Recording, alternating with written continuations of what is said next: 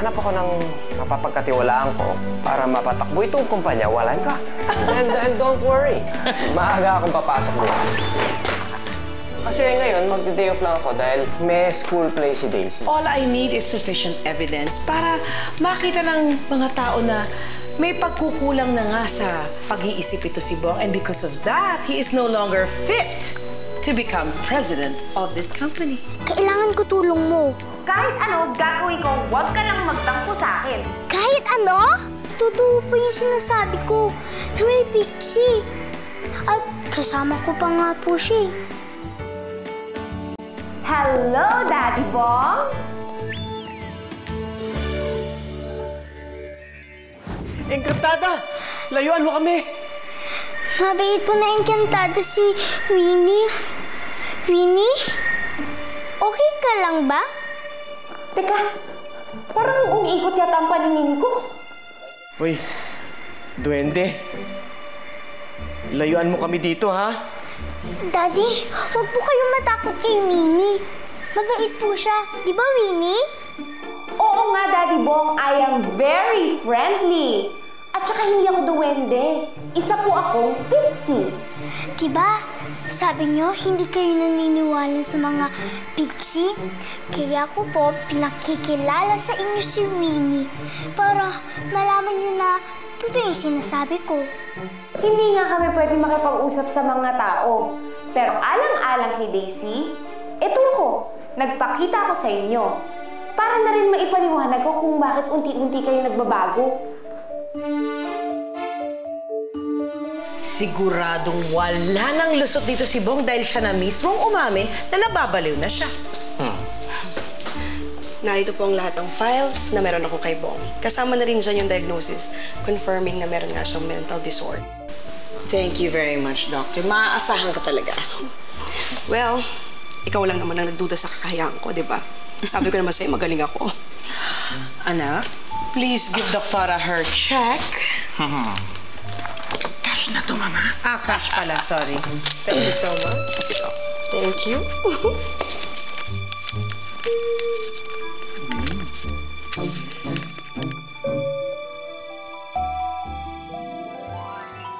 At dahil sa wish ni Daisy, magiging babae ka na. Hindi pa rin ako makapaniwala. Na magiging mami kayo? Hindi. Hindi ako makapaniwala na totoo pala yung sinasabi ni Rose, yung yumawa kong asawa. Totoo pala mga Pixie. Totoo pala mga engkantada. Oh, di ngayon alam niyo nang hindi nagsisinungaling si Daisy. Daddy, sorry po Kaya ko lang naman po hiniling na maging mami kayo. Dahil nagtatampo ako sa inyo noon. Naiintindihan naman kita kung bakit mo ginawa yun Talaga namang naging pabaya akong ama. Pero siguro naman,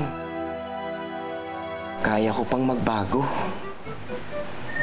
Winnie, baka naman meron kang alam na solusyon para mawala tong sumpa. Ayoko maging babae. Baka pwede mo kaming tulungan. Ay, hindi ko maipapangako na matutulungan ko kayo. Dahil sa pagkakaalam ko, sa oras na nag-wish sa wishy-wishy flower, magkakatotoo na yun. Wala nang bawian. Sorry. So, ang ibig sabihin, talagang magiging babae ako.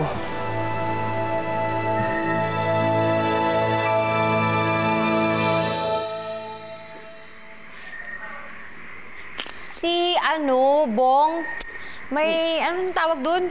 May dual personality disorder daw. Anong tawag dun? Schizophrenia. Ayun. Ano? Schizophrenia. Ayun. Kaya pala. Ano kaya pala? Kaya pala, kakaiba yung kilos niya sa eskwelahan. Alam mo ba, nakipag-showdown sa akin sa sayawan. Anong ginawa mo? Ako pa! Magpapatalo ba ako? Nagkaganon-ganon ako doon. Naku, hindi talaga ako napatalo, no? Sana nga binidyo ko pa Ay, hindi na kailangan. May sapat na kaming ebidensya para madiin siya na may sira talaga siya sa ulo. Talaga? At oras na malaman ng mga tao yon, mapapatalsik siya bilang presidente. At kami na ni Mama ang magpapatakbo ng kumpanya. Tapos, dadami lalo ang pera natin.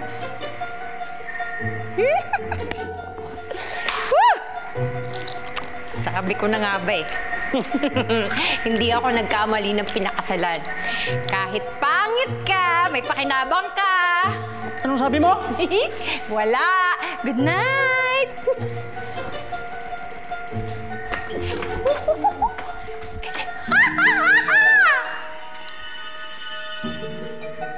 Yung pinahid mo sa paa ko, yun yung sinasawsawan ko? Salamat, Winnie. At sinupot mo yung hiling ko.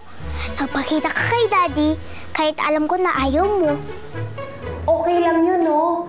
Yun lang naman yung paraan para makumbinsi mo si Daddy Bong mo na nagsasabi ka ng totoo tungkol sa tunay niyang kalagayan.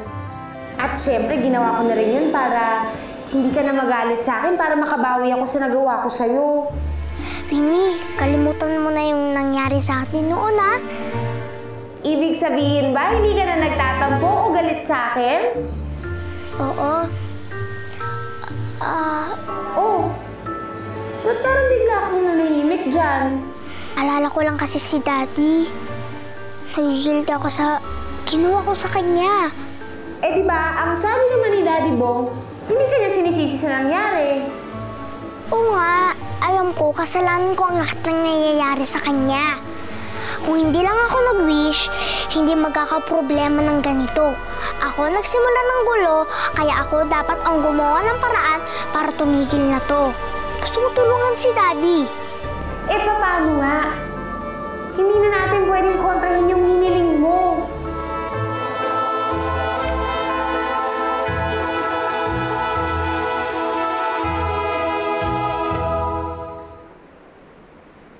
Pixie, baka mo? Opo, Pixie po. Nakakita ka na ng Pixie? Well, ang sabi po sa akin, hindi naman daw sumpa o problema sa pag-uutak ang naging problema kaya nagiging babae ako. Ang sabi, yung anak ko daw, nag-wish sa mahiwagang wishy-wishy flower. Matagal ko nang naririnig yung wishy-wishy flower na yan. Wala lang akong makitang sapat na ebidensya na magpapatunay tungkol sa bagay na yan. Masyado kasi mailap, napakailap ng Pixie na yan sa mga tao. Maswerte ka. Nakakita ka na isa. Maswerte? Paano naman ako naging maswerte? Dahil sa Pixie na yan, nagiging babae ako. Mangambo. Ano ba? Matutulungan niyo ba ako sa problema ko? Gaya ng nasabi ng engkantada na hindi na mababago ang hiling. Pero, may kasabihan na meron at meron tayong magagawa o paraan para mabaliktad ang sumpa na yan. Ang ibig niyo sabihin meron pa akong chance na hindi ako maging babae? Posible. Kaya lang. Bigyan mo ako ng panahon at magsasaliksik ako. Saan ko ba nailagay yung laptop ko?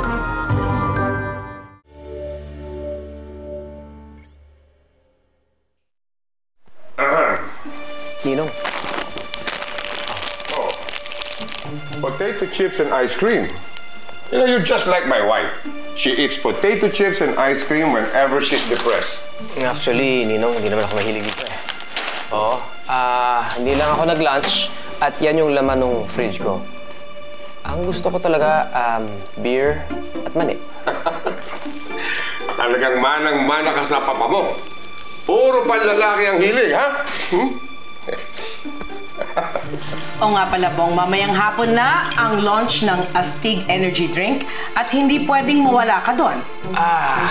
Alam nyo, wala akong planong pumunta eh. Baka naman kaya mo kahit wala ako. Bong, Yeah? hindi pwede. Bakit? Bong, kasi alam mo, ikaw ang presidente ng kumpanya. So, kailangan nandun ka dahil hahanapin ka ng mga tao. Siyempre, dapat nandun ka dahil launch ng produkto yon. At kailangan makita mo yung video dahil pasabog yun eh. Bong, tama sila. Pwede ka naman umalis after the event para magpahinga. But you have to attend the press con later. Okay, Ninong. Pupunta ako. Great! We'll see you there then. Okay. Yeah.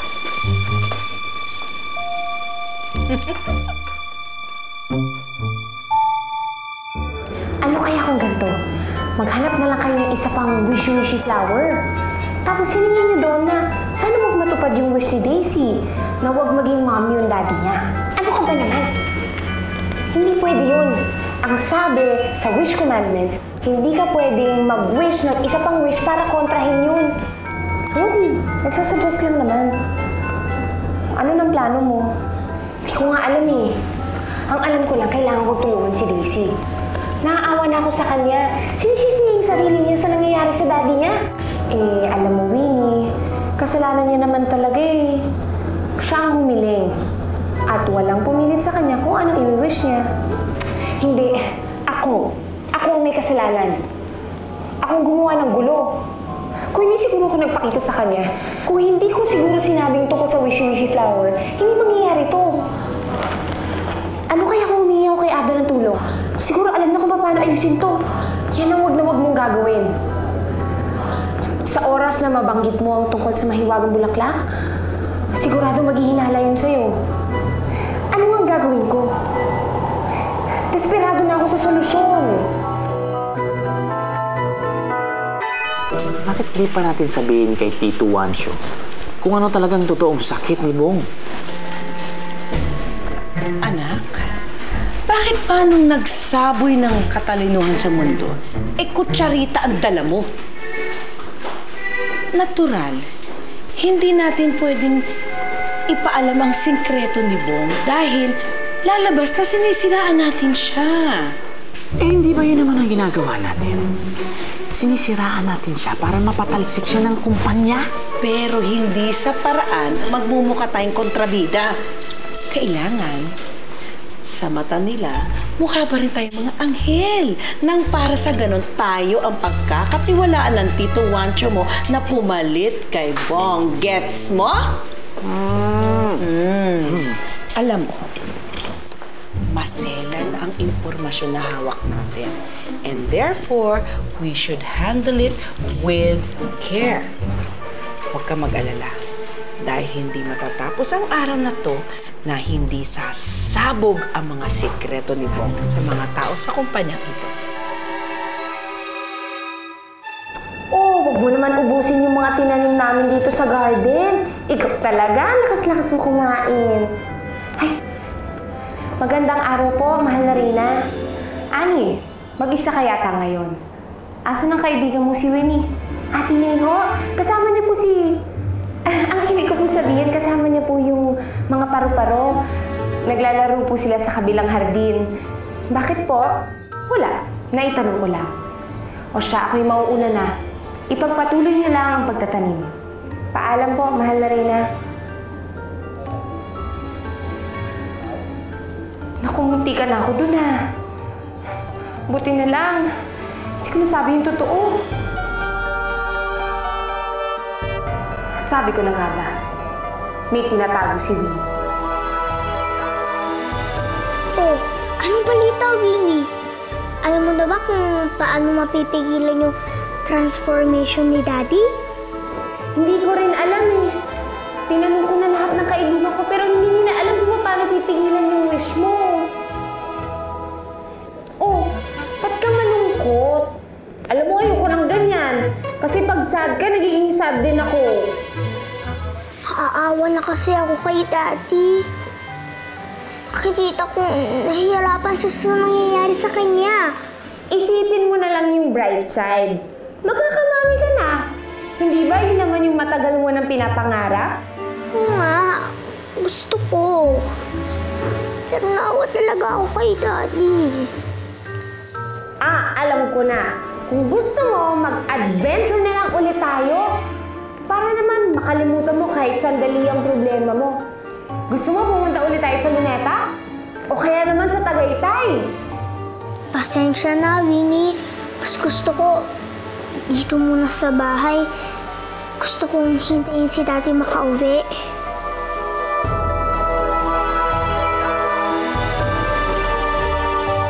Aha! Kaya pala palaging wala ka. Kasama mo na naman yung batang yan. Lagot ka sa akin.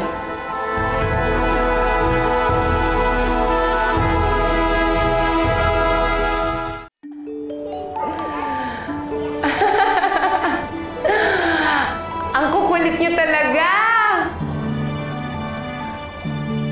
O mga bata, mag-iingat kayo. Mahal na Reyna! Oh, Winnie. Bakit parang hingal na hingal ka? Saan ka nang galing? May kailangan ko kayong malaman tungkol kay Winnie.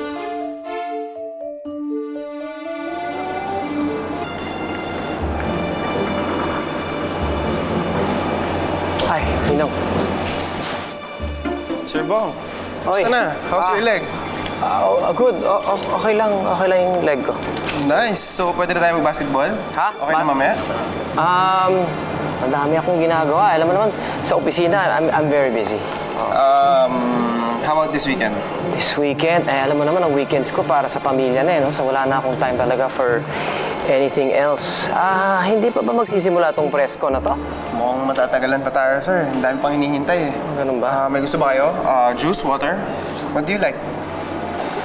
Ikaw. Ha? Ikaw, kung anong gusto mo. Kung saan mo gusto, doon na rin ako. Okay. Unbelievable ang pagtaas ng sales ng Astig the past few weeks. Malaking publicity ang ibinigay ng championship ng basketball team natin. Which is why, I'm really looking forward to our new campaign. Lalo pat si CJ ang nanalong MVP nitong nakaraang conference. This will really boost our product. I think it's time you talk to the press, Rudy. Okay. Mama, ayos na ang inutos mo sa akin. At ariglado na ang malaking revelation natin. Sigurado ka ba dyan? Alam mo namang pinaglihi ka sa kapalpakan. Mama naman, magtiwala ka sa akin. Plansyado na lahat. Good. Halika na sa loob at excited na ako mapanood ang ating bagong commercial. Rudy, shall we? Sure. Let's start. Come on, let's start. Oh, kamusta na yung kaibigan mo si Daisy? Wala pa rin pagbabago. Kahit nga anong gawin ko, di na siya mapasaya. Namro-problema pa rin siya sa daddy niya. Ayan. Ayan na ang suwail na pixie. Mahal na Reyna, hulihin niya ang pixie niya. Mga kawal, kunin niyo si Winnie. Anong ibig sabihin nito, mahal na Reyna? Huwag ka na magmaang-maangan. Alam na namin ang sikreto mo. Nahuli ka ni Minnie sa hardin ng mga tao. Gusto kong marinig ang katotohanan mula sa'yo. Nakikipagkita ka pa ba kay Daisy? May alam ba si Annie tungkol dito? Wala pong kinalaman si Annie dito. Ako lang ang may kasalanan. Hindi ba't sinabi ko sa'yo na mahigpit na ipinagbabawal sa ating mga engkantada ang pakikipaghalubilo sa mga tao? Pinagsabihan na kita noon. Bakit inulit mo ito? Patawarin niyo ako, mahal na Reyna. Lubos mo akong binigo, Winnie. At dahil dyan, mahahatulan ka sa ginawa mong sala. Simulan na natin ang paglilitis ngayon.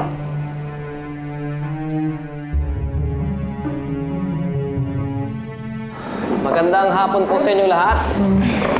And thank you for coming over. Thank you for attending our press conference. Alam ko, gaya ko, kayong lahat ay excited na para makita ang commercial ni CJ. Well, huwag na natin ito patagalin. Let's watch this. Nagsimula ito mga ilang linggo nang nakalipas eh. Una, parang yung pananalita ko nag-iba. Tapos yung kilos ko, isang pinaka-weird sa lahat. Pati feelings ko. Pakiramdam ko, Dok, parang may dalawang tao sa loob ko eh. Dok, tulungan mo naman ako. Pakiramdam ko, mababaliw na ako eh.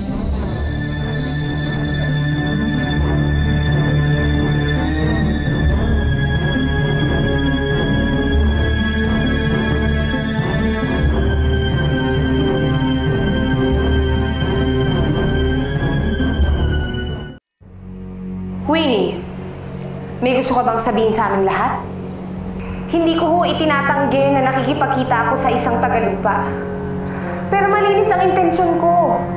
Kung alam niyo lang, kaya ko lang naman yung ginawa dahil gusto ko pong makatulong. Gusto ko pong sumaya ang bata. Gusto ko sumaya si Daisy. Mali ho ba na tumulong sa kapwa? Pero hindi yun yung tamang paraan. Merong dahilan kung bakit hindi tayo pwede magpakita sa mga tao. At dahil sa ginawa mo, nilagay mo ang buong kaharian sa kapahamakan sa mga mapang-abusong tao. Kung kilala niyo lang si Daisy, malalaman niyo kung gaano kabusilak ang kanyang puso. Mapagkakatiwalaan siya, hindi niya tayo ilalaglag. Pero ikaw, nilaglag mo kami. Mas malinaw pa sa sikat ng araw na nilabag mo ang ating batas. At hindi ito ang unang pagkakataon. Kaya dapat sa'yo, maparusahan. Katahimikan! Nakapagdesisyon na ako. Dahil nilabag mo ang ating batas, ikaw, Winnie, ay pinapatapong ko sa mundo ng mga tao, paalis sa kaharian ng mga engkantada.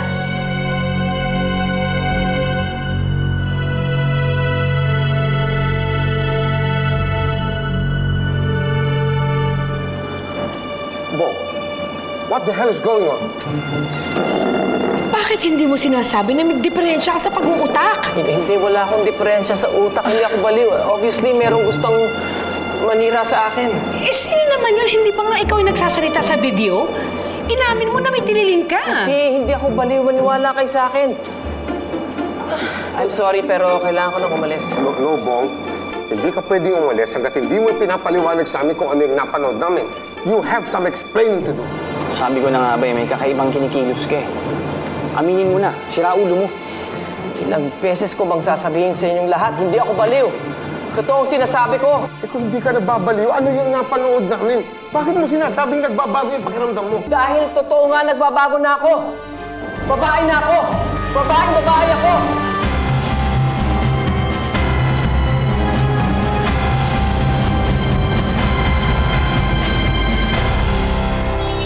Ayoko na magtago. I feel like a woman trapped in a man's body. And only the truth can set me free. Nanganganib ang buhay mo. Kailangan mong tumakas ngayon din. Ano? Nagbago na ang pasya ng ating Reyna. Sa halip na paalisin kanya ng palasyo, paparusahan kanya ng kamatayan. Oras na para mag-level up na tayo ng mga plano natin para tuluyan ng matanggal si Bong sa kumpanyang ito once and for all. Si Daisy, ang daddy mo kinukuha ang mga taga-mental. Ha? Daddy! Daddy! Daddy!